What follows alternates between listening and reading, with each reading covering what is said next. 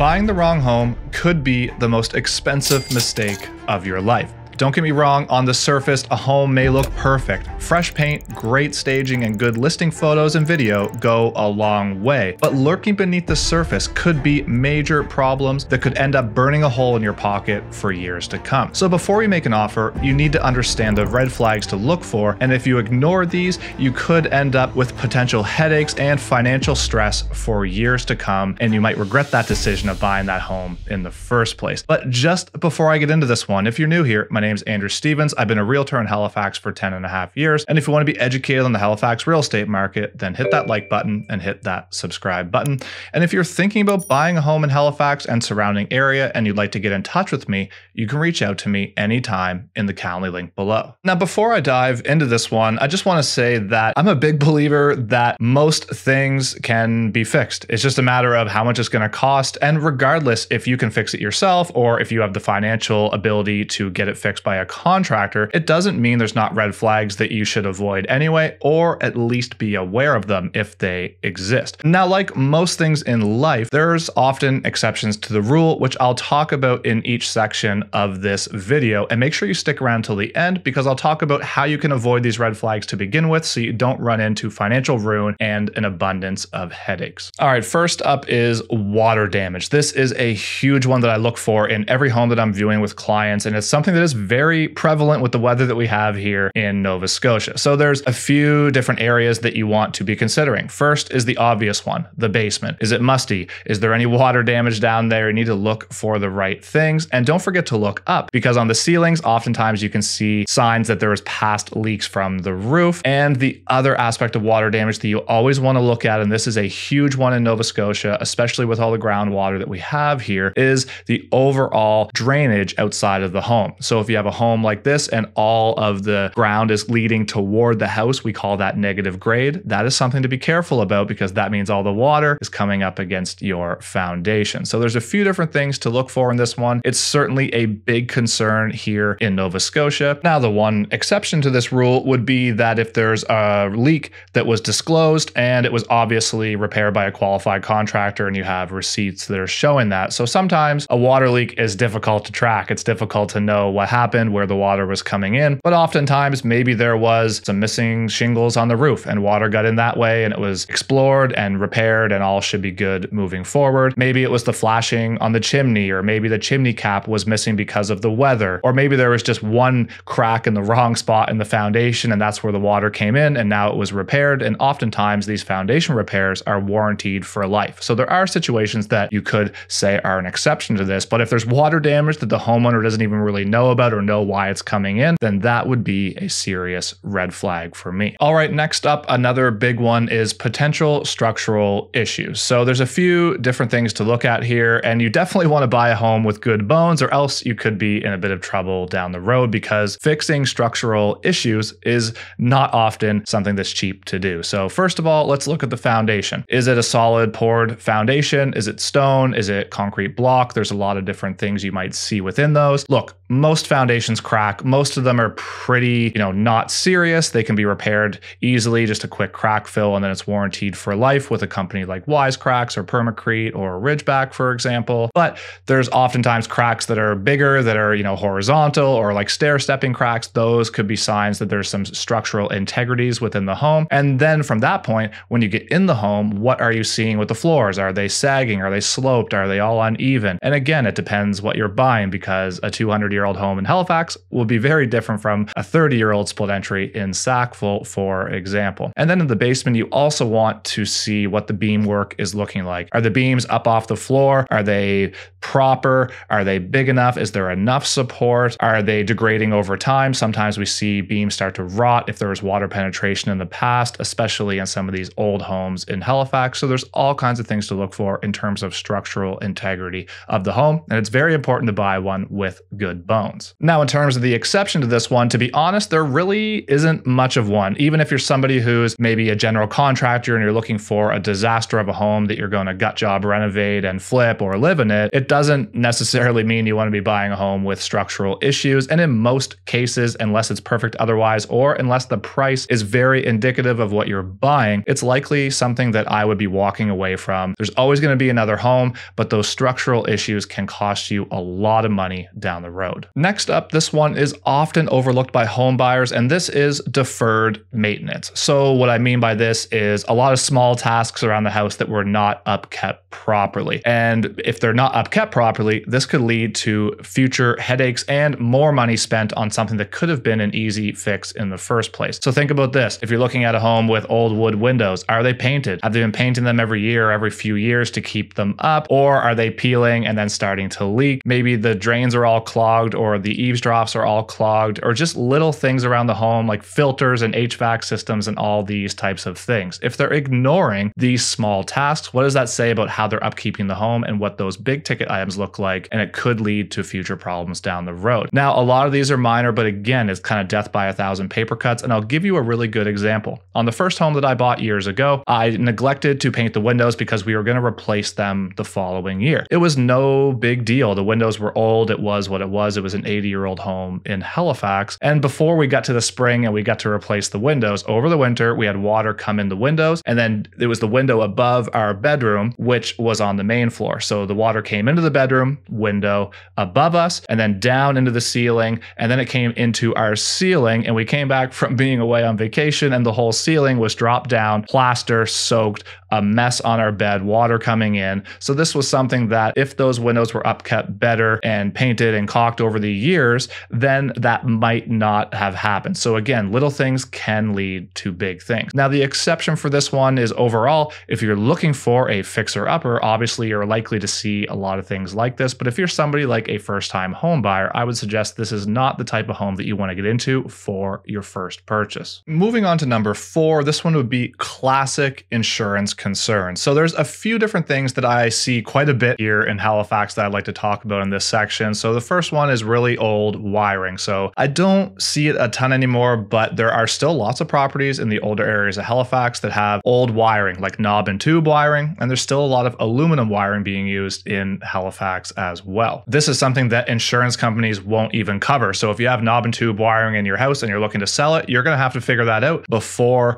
the home is sold, unless somebody is not putting any financing in place. But these things can be fixed. Again, they're pricey. Another one is old oil tanks and really old heating systems. So if you're looking to buy a home and the oil tank is 25 years old and it's steel and it's outside and it's all rusty, well, your insurance company is not going to touch that. And something that I see a lot would be really old oil-fired furnaces, especially hot water boilers, which can be problematic, and you could see a big cost to replace this. Now, I'm not saying you shouldn't buy a home with an old heating system. There's tons of them out there. And yes, they're pretty standard things to fix, but they are pricey. So it just depends on the overall situation. And another one that I see quite a bit of is asbestos in these older homes, especially on the peninsula and in downtown Dartmouth. Now, it really depends what you're looking to do, because if you're looking to do a major reno and there's asbestos all through the house, it is going to cost you a little bit more money. But it's only really a huge concern, generally speaking, in most cases, if it is being disturbed. So for example, my home in Halifax is renovated, and when I bought it, underneath the floors in the main floor, there is asbestos sheets that go underneath that hardwood floor, but I wasn't looking to replace the hardwood or anything like that. So it's just there. It's not being disturbed. I'm not concerned about it personally. Maybe some people would be, but again, these are just a lot of things that you need to look for. In terms of the exceptions to this, there's not many. Again, somebody looking for a gut job reno and that's your bread and butter,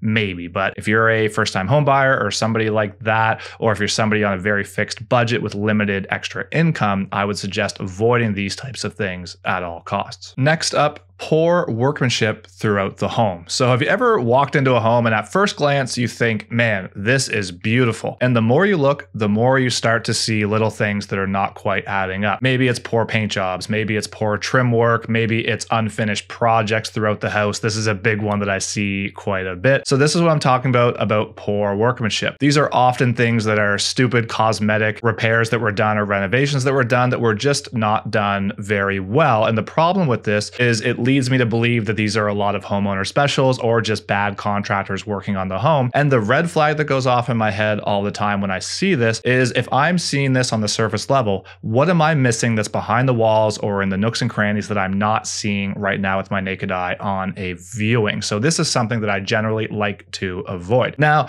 the exception with this would be, are you a contractor that you can do this work and fix up things easily? Then yeah, maybe it's the right home for you. But again, I always tread lightly in these situations because I'm always wondering what else is behind the walls that I can't see that was also another homeowner special. Next up, number 6, lack of information from the seller. This, to me personally, it's a huge red flag. I absolutely hate when this happens. So there's times I'll be showing a home, and after the home viewing, maybe I'll have a few questions, and I'll call the listing agent and I'll talk to them, and they'll say the seller doesn't know any of these answers. Maybe I'm talking about, has there ever been any water in the basement? We don't know, but we don't think. Maybe it's, how old's the roof? We're not really sure, but maybe they've lived there for like 25 years. So how could you not know how old the roof is, even approximately? A well-maintained home and a well-cared-for home should have maintenance records. They should have an idea of what's happening in their home. They should be dialed in to what this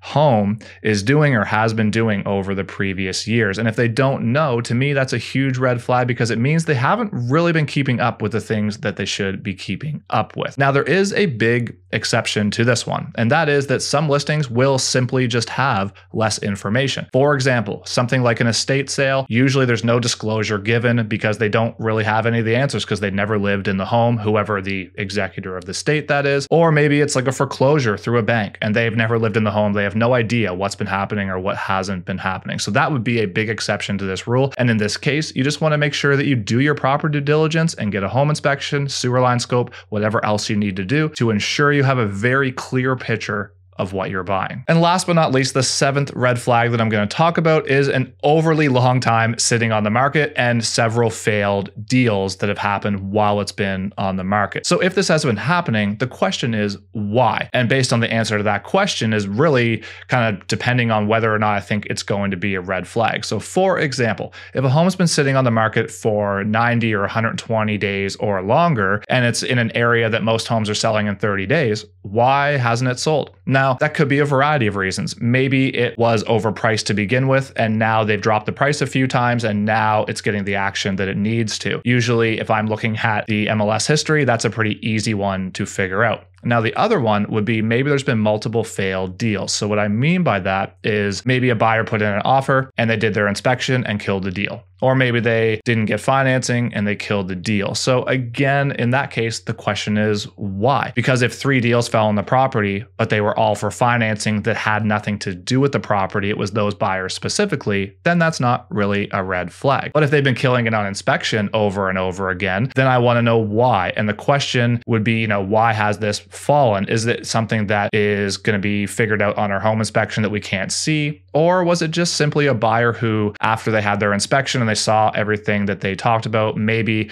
their expectations were not in line with reality, and maybe they got cold feet and were overwhelmed by the inspection? This does happen, and it doesn't necessarily mean there's anything wrong with the home. People kill deals all the time, but the point is why. So that's something that I want to get to the bottom of in terms of whether or not this one in particular is a red flag. So there's 7 things that I'm kind of always looking for when I'm out with buyer clients looking at properties. And the question is, what can you do to protect yourself from these red flags specifically? So first up, working with an experienced agent, not even necessarily how long they've been in the business, but how many homes they've sold or what their background is in terms of what they know about these homes, because these are all things that in any standard home viewing of say 20 minutes or 30 minutes, I'm looking at all of these things. It just happens naturally. I've been in and out of thousands of homes in my career. These are all things I'm looking for, and these are all things I'm discussing very openly and very transparently with my buyer clients who, by the way, I have their best interest in mind. So I don't hold any of this back. I tell them all the good, the bad, and the ugly whenever we're in good homes. And second, you want to make sure you're doing your proper due diligence. So whether that's questions we're asking the listing agent and getting those answers, whether it's getting receipts for work that have been done, or maybe it's doing the the proper inspections if we have limited overall information from the sellers. And realistically, you should be doing those inspections anyway, but especially in the case of, for example, what I talked about, an estate sale or a foreclosure, then it's even more important. You have a specific time frame to do your due diligence, and it's important to do it and do it well and use qualified inspectors who are good at what they do and having a thorough look at the property so that you can get a full picture of what you're buying before you're firming up that deal and saying, I'm going to purchase it, because once that deal's firm, then you're legally locked in to buy that property. So due diligence is key when you're buying your home,